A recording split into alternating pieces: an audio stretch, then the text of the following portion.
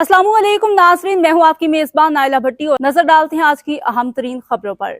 खबरों के सिलसिले को आगे बढ़ाते हुए खबर शामिल करते हैं लाहौर से कामयाब तारकी ऑपरेशन बनियान मरसूस पर कौमी तशक्कुर मनाने में मुसल्लह अफवाज को खराज तहसीन पेश करने के लिए आज अंजुमन आराइयाँ पाकिस्तान के जनरल सेक्रेटरी मलिक मोहम्मद अकबर आराई की खसूसी हिदायत पर अंजुमन आराइयाँ ज़िला लाहौर ने लाहौर शाही किला रेस्टोरेंट में एक शानदार तकरीब मुनक्किद की।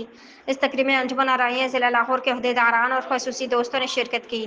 तकरीब से खिताब करते मियां आबिद सुल्तान ने कहा कि आज की ये तारीख साज फतेह नुसरत हासिल होने पर तशक्कुर का आजिज़ाना इज़हार का दिन है।